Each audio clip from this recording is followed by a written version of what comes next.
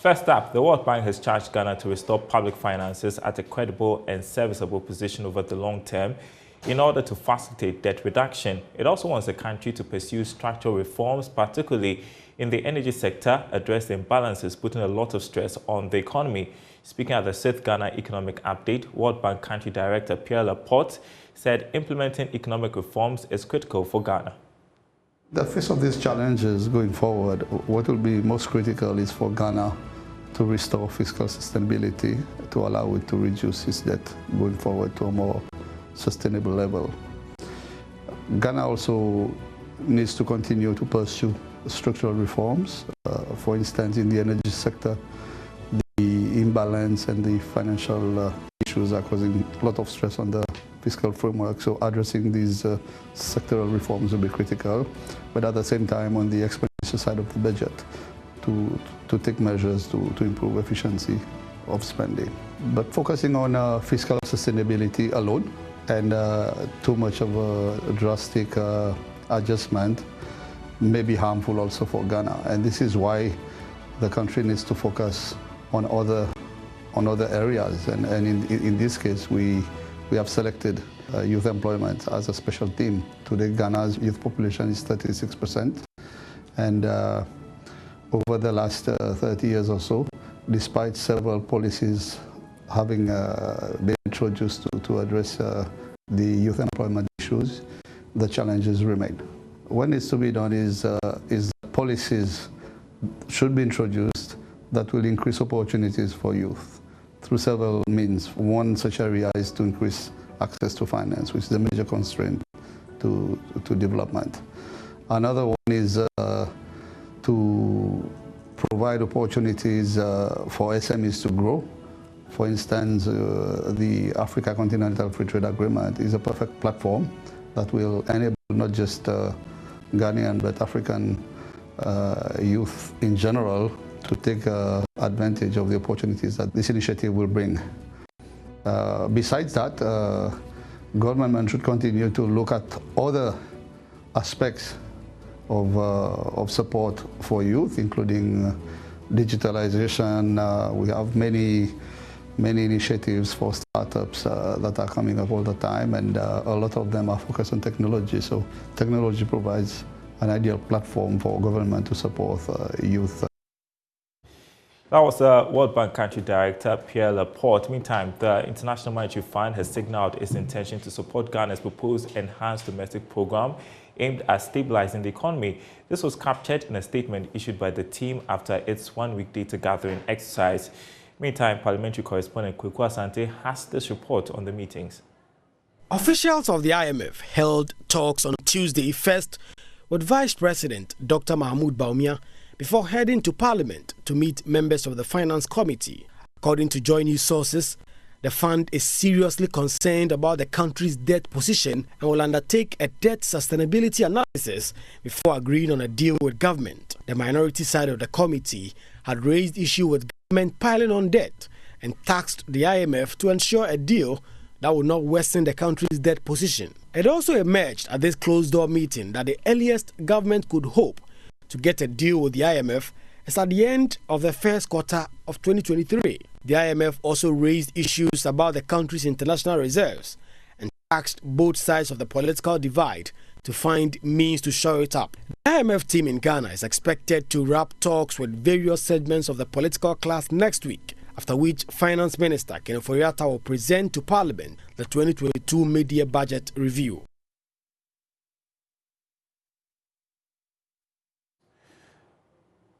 All right, so let's move on to something happening right now with the Customs Division of the GRA. We understand there is a crunch meeting between the Acting Commissioner General of the Customs Division of the GRA and some senior officers to avert a sit-down strike by the personnel. They are unhappy that officers who participated in and passed promotion exams have not been upgraded, although there are available vacancies. Now, the situation is compelling them to lay down their tools at some sensitive collection points across the country.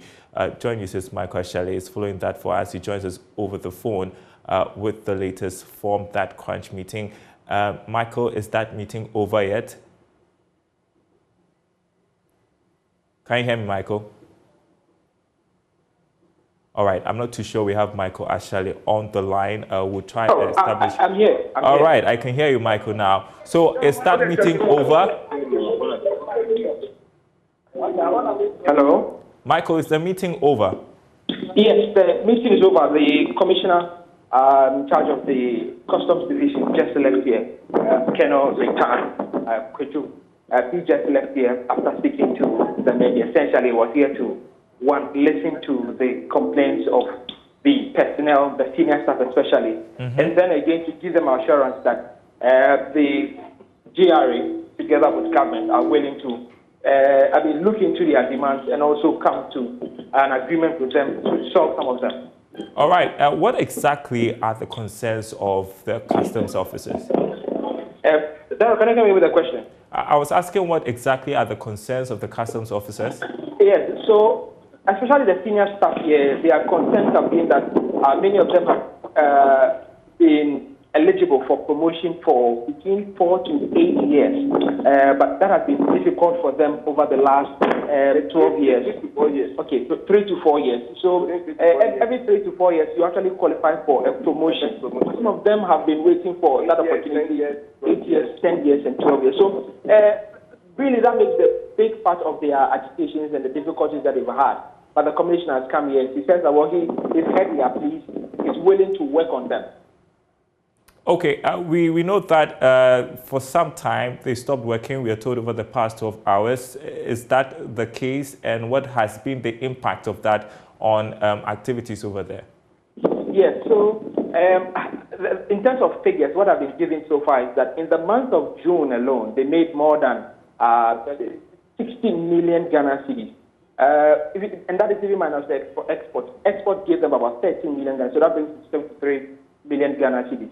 If you bring that down to what you do in a day, that should give you somewhere between 2.2 million Ghana cedis every single day. So if you bring that to today's work and not having to work for half a day, that should be about 1 million Ghana cedis lost on government because of this strike. I've been speaking to the commissioner. He says that people within this sector don't qualify to go on a strike, and two, there hasn't been any strike. It's only been a rumor. But that's really what would have cost government if these people with the tennis strike had gone ahead to do their strike.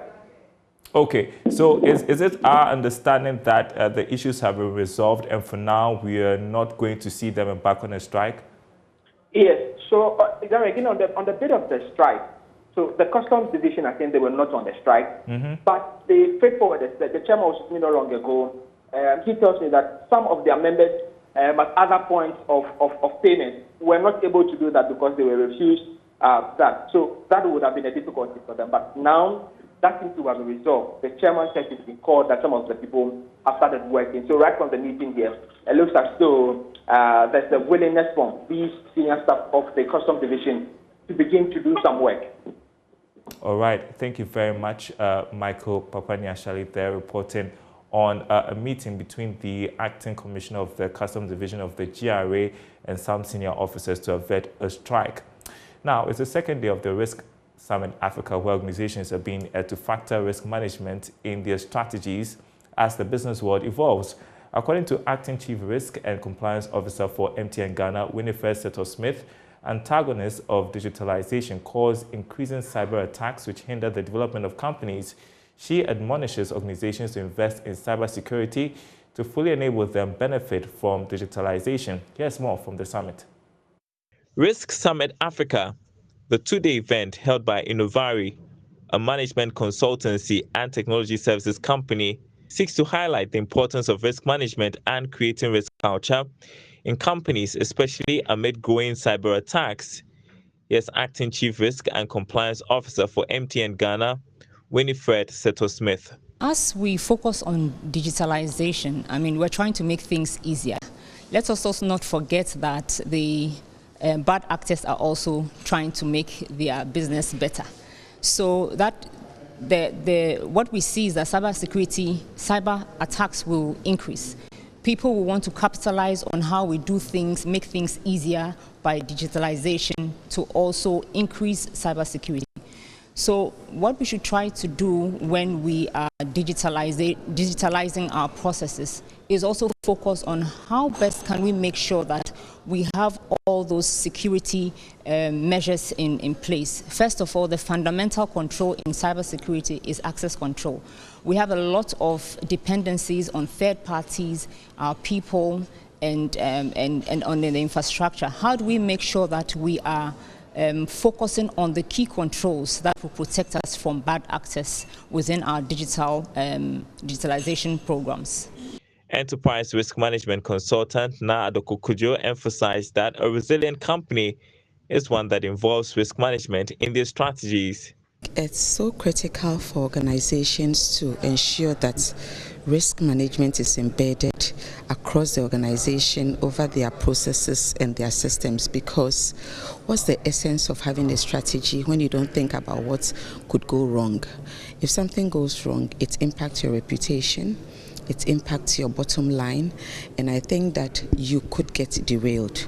So it's so critical that when we are setting our strategies, we should also pause to think about what could go wrong, and also have in our organizations professionals who can help us monitor these risks and even identify the risks that are emerging, and help the organization to situate itself so that it can thrive and also become resilient. You can't be resilient as an organization without proper risk management process. Chief Executive of Innovative, CK Bruce, explained that the adoption of risk management by companies in Ghana is very low, reason the summit was organized. Not many companies have risk management departments. It's only perhaps in the banking industry, and banking industry is highly regulated.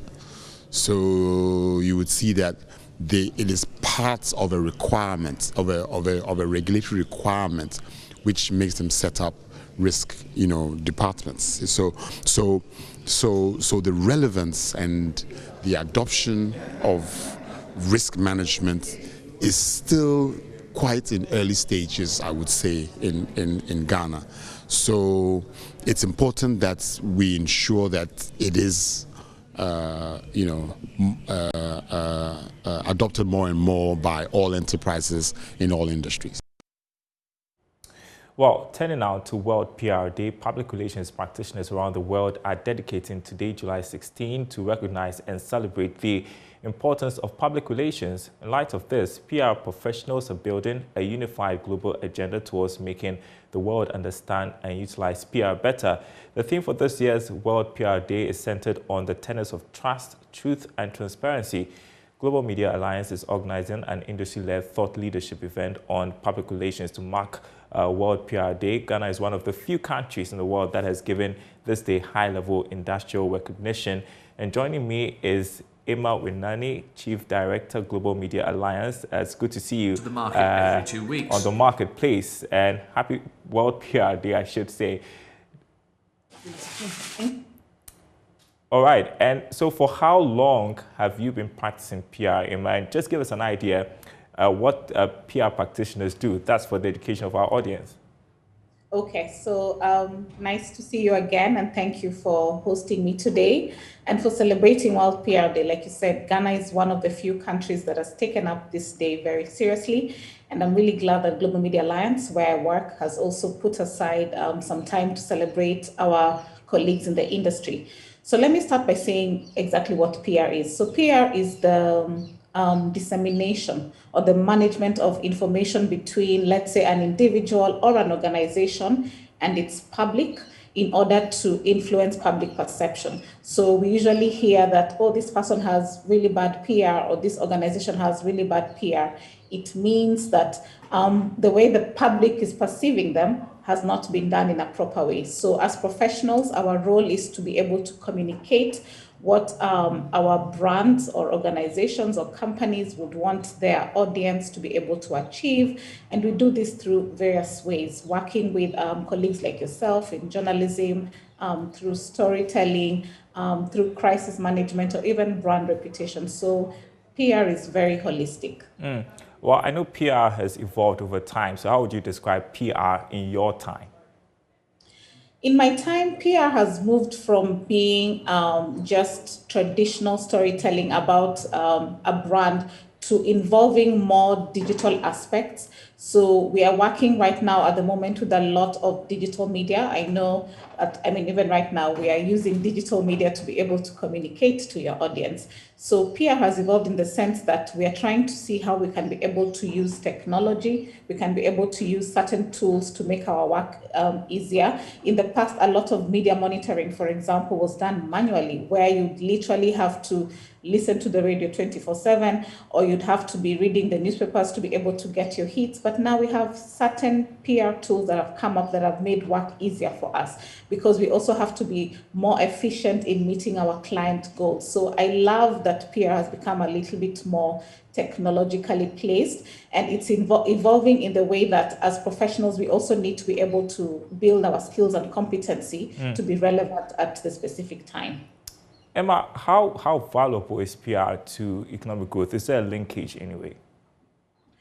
There is, because just like an organization, a country also needs public relations to be able to communicate to its public, and its public in this sense is the citizens. So if, let's say, for example, you don't have a proper PR strategy to be able to communicate, what you're doing for your citizenship, what you're doing to develop the country, for example, you will have, quote unquote, what I would call bad PR. And bad PR will also not be able to attract the right investments in the country, and in that sense in the economy. You will not have people investing to bring more money into the country, or having businesses set up to enable the growth of the economy. So PR is very important in that sense with the national economy. We are in usual economic times, and so messaging is very important. Last year, the world for the first time celebrated World PR Day. Ghana actively participated in it. I remember speaking with you. What does World PR Day mean to you? For me personally, it means reflection on what I do as a person for my profession. It also enables us as practitioners to create awareness about what we do. I think the role of PR has been misunderstood a lot of times. And I think this day just gives us an opportunity to be able to educate the public, to be able to let people know exactly what we do, to be able to create that awareness of exactly what public relations means, what we do, why we love what we do even. So that's what Public Relations Day means to me: reflection and just creating awareness of public relations. And like I indicated in my intro, Ghana is amongst a few countries that marked it the first time it was held last year. And so what are some of the activities coming up to mark the celebrations? So from Global Media Alliance, what we're doing, Public Relations Day will be celebrated on Saturday. That's the official day, 16th of July. However, ahead of that day, we've been trying to create a lot of educational opportunities for some of the schools we work with. And then tomorrow, we also have a thought leadership discussion where we'll be bringing together industry experts from government, from other agencies that we work with. We'll also have students. And the idea of this thought leadership really is to discuss one of the skill sets, or let me say some of the skill sets needed to practice public relations right now. So we feel that it's time for industry leaders to come together and see how we can be able to dialogue, have conversations that will better improve what we do in the country. So these are just some of the activities that we have lined up. All right, we've got to go, but final words, anything you want to say? I'd like to say happy World PR Day to my colleagues in the industry and around the globe. Let's take advantage of the day to create the awareness that is needed to better place exactly what we do as PR professionals. So that's it for me. And also, thank you so much for hosting me today. A pleasure. Emma Wenani, Chief Director, Global Media Alliance. I appreciate your time. Once again, happy World PR Day to you and your colleagues. You're watching The Marketplace. Let's do some more stories. The Social Security and National Insurance Trust (NIT) has assured that it will continue to strategically invest its funds to sustain and increase its profitability for the benefit of pension contributors. The assurance comes after SNIT opened the Trust Hospital Premium Center in Osu in the Greater Accra region. There's more in the following report. SNIT has over the years made strategic investments into separate areas of the economy. The latest investment in the health sector will be the third hospital opened by SNIT in Osu in the Greater Accra region. Speaking at the launch of the hospital, a Deputy Director General of SNIT, Kofi Bosompim Osafumafu, stated management will make sure the hospital delivers on its mandate to sustain its operations. Appreciable returns that will enhance our ability to pay social security benefits to all members. Distinguished guests, let me emphasize that in this global competitive environment, you may have the best of human capital and equipment. But what will distinguish you is excellent customer service. Good customer service sells. When we visit a health facility for care, not only are we expecting to be attended to by professionals, we also want to be treated with the utmost respect and dignity. How we are treated anytime we visit a place lingers on in our minds for a very long time and contributes to what we say about the brand. I understand that sometimes patients, and especially relatives of patients, have very high expectations from you when it comes to being attended to.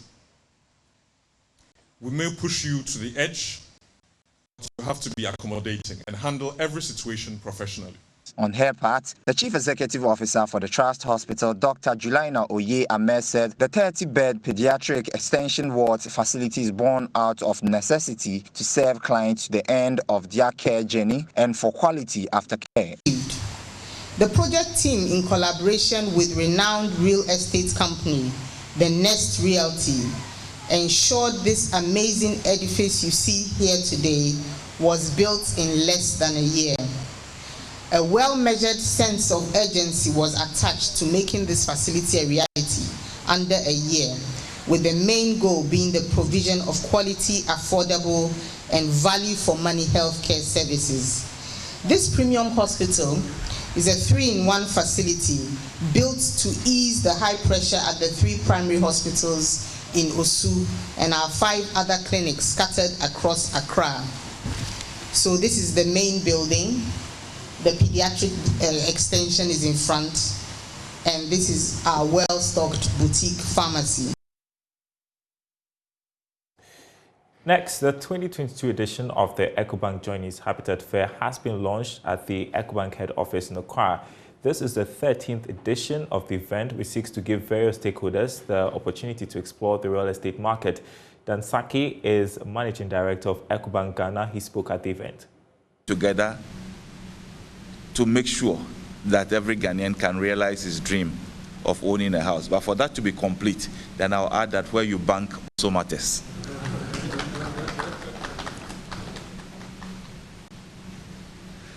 For us at Ecobank, we've been emphasizing every year that owning a house is a dream. And our job is to work with our partners to make sure that that dream is realized. Last year, the theme has always been, do you rent or you buy? I think this year we've moved ahead. And as we say, where you live matters. So having taken a decision, hopefully on buying or trying to own your house, then the next logical question is, where do you want to have that house? And most of us are under the impression that it is cheaper to live far off, probably because the initial access, the initial capacity to acquire the land or the initial capital. All right, let's now hear from General Manager, Sales and Marketing here at the Multimedia Group Limited, Max Fuga, speaking at the event as well. And he's been supported this morning by Eddie, as usual. This is Executive Director and CFO, so he'll write a check. And I pray that Mr. Dansaki will not come and ask for discounts. He's already alluded to it. I can see my CIMG President, Dr. Daniel Kasati, also around. And Dr. Bai is also here. Ethel is also here, representing the Ecobank family. We are very grateful for you and for the support you've given us all these years. Plan City, Mr. Daniel Edu is also here. We have Mrs. Kwashi Elegant Homes, reps from DBS, Duraplast, VSA, STL, among others, all here. On behalf of the management of Multimedia, I welcome all of you to this morning's event. which is the launch of the 13th edition of the Ecobank JoyNews Cities and Habitats supported fair. This year's theme is home ownership, where you live matters. And the aim is to provide another opportunity for industry players to come together and showcase solutions and innovations that address issues in the housing sector. Across the continent, urban populations are increasing fast. And as a result, there is enormous pressure on housing. The percentage of Ghana's population living in urban centers is projected to be 55%. And if we are about 30 million, you can imagine 55% of 30 million. To address deficit, the experts tell us that we need about 120 or 200,000 housing units annually across all the 16 regions in Ghana. That's a very huge one. But here comes the challenge. When it comes to home ownership in Ghana, there are a lot of things that work against us. High cost of mortgage, the pricing of the commodities, or like somebody who put it, dollar index pricing. Lack of access to long-term CD-denominated financing are just a few that I'll mention this morning.